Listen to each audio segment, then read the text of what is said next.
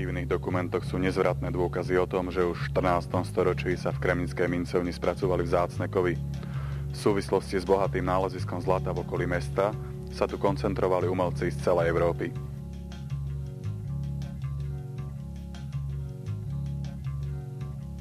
V 15. storočí sa výrazne rozvinulo medailérstvo. Na umeleckom stvárnení mali hlavný podiel zlatníci, ktorí vynakladali veľké úsilie, aby sa uplatnili v medailérstve. Podobne ako prostredníctvom výroby mincovných razidiel, mohli sa stať zamestnancami mincovnej komory, zaručujúc im tak viaceré výhody. Je pravdepodobné, že zlatníci, z ktorých sa formovali rytci razidiel a ich pomocníci, museli mať istú profesionálnu prípravu. Keďže v 16. storočí patrili medailéri medzi najbohatších občanov mesta, vlastné umelecké skúsenosti a triky odozdávali len malej skupine učňov. Takýmto spôsobom vznikla tradícia, ktorá trvá až dodnes.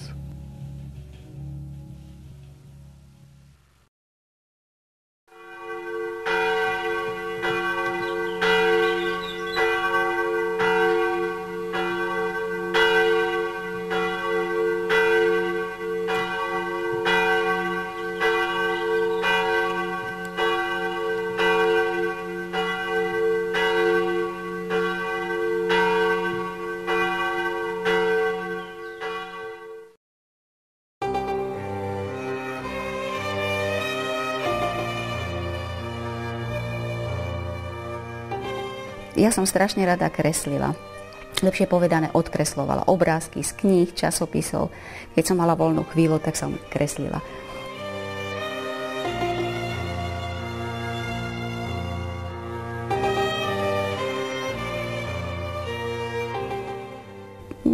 Pri práci sa inšpirujem rôznymi vecami. Možno je to obrázok z časopisu, možno sú to rôzne udalosti. To sú rôzne veci, ktoré vplývajú, alebo sú to vlastne zákazky.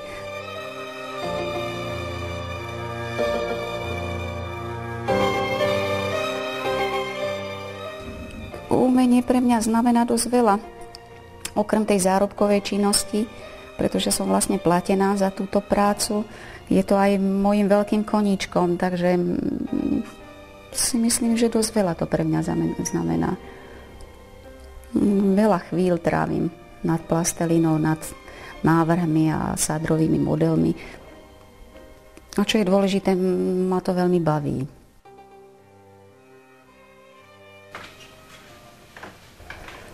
Ten pocit, že človek v procese tvorby, alebo ešte povedám po dokončení tej svojej práce, že je spokojný, si myslím, že máva občas.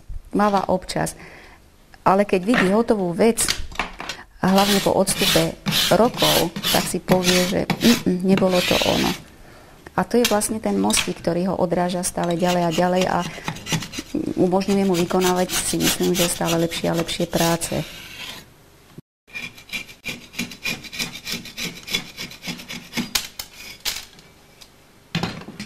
Človek je stále v tom procese hľadania nových a nových tvarov a stvárnenia nejakých tých myšlienok alebo nápadov. Stále s čím si bojuje myšlienku stvárniť na malom plastickom dielku.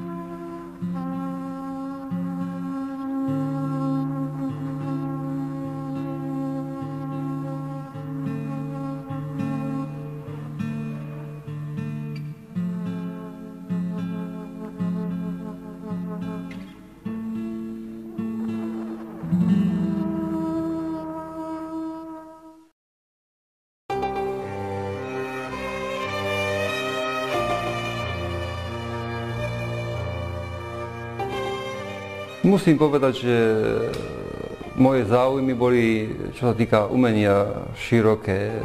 Som začal pracovať najprv s drevom, no ale keďže som začal tu učiť o odbor zlatníctvo, tak ma, dá sa povedať, zaujalo natoľko, že všetky tie vedľajšie alebo tie iné formy nemal som na ne čas.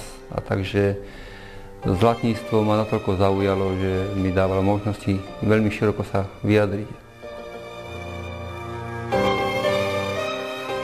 Moje inšpirácie pramenia, dá sa povedať, najmä z mojich nálad, čo sa týka takého umeleckého pohľadu na výtvarné dielo.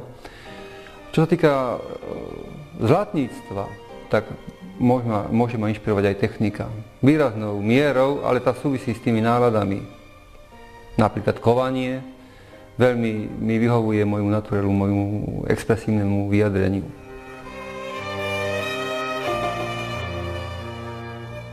Vždy sa človek dopracuje k nejakým obľúbeným formám, nejakým motívom, ktoré varujem mnohokrát, ale vždy človek sa dostane do takého štádia, do takého cieľa, že musím zmeniť ten motív, ten obsah a prejsť k inému.